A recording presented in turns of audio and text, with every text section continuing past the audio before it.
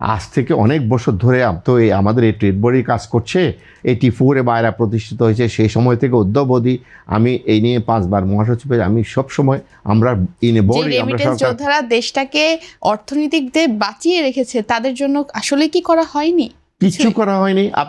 আমি ব্যাংকে গেলে আমাকে একটা টাকা লোন দেবে না, আমি একটা ট্রেনিং সেন্টার করতে চাই, আমাকে 1 টাকা লোন দেবে না। মানে কি, আমাকে প্রথম শিল্পটাকে বাঁচাতে হবে, শিল্পটাকে ডেভেলপ করতে হবে। শিল্পটাকে যদি আপনি হেলদি করেন, তাহলে আমি এখান থেকে একটা সুস্থ সুন্দর একটা দক্ষ শ্রমিক পাঠানোর জন্য আমার মানসিকতাগুলো ডেভেলপ করবে।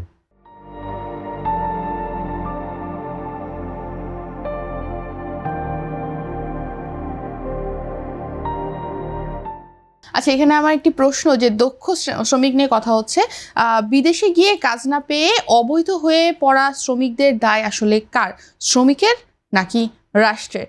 একই সাথে আমরা কি জনশক্তি রপ্তানি করছি, নাকি দক্ষ মানব সম্পদ গড়ে তুলতে ব্যর্থ হচ্ছি শ্রমবাজারে? আসলে জনশক্তি রপ্তানি হয় না, মানে মানুষ কোনোদিন রপ্তানি হয় না, শ্রম কোনোদিন রপ্তানি হয় না। আমরা বলি যে বৈদেশিক কর্মসংস্থান। আমরা যারা আছি, আমরা যারা উদ্যোক্তা বা এই সেক্টরে কাজ করি, আমরা একটা ব্রিজ তৈরি করি বিটুইন আমাদের কর্মী এবং এমপ্লয়ার, তাদের মধ্যে একটা ব্রিজ তৈরি করে, একটা কানেক্টিভিটি তৈরি করে তাদেরকে পাঠানোর ব্যবস্থা করি সরকারের অনুমতি নিয়ে। এখন আপনি যে একটা গুরুত্বপূর্ণ প্রশ্ন তুলেছেন, সে প্রশ্নটা হচ্ছে যে এই যে বিদেশে গিয়ে যে অনেক শ্রমিক কি হয়রানির শিকার অবৈধ হয়ে পড়ছে, অবৈধ হচ্ছে, তাদেরকে বলা হচ্ছে ওখানে যাওয়ার পরে যে তুমি বৈধ না। হ্যাঁ, বৈধ না।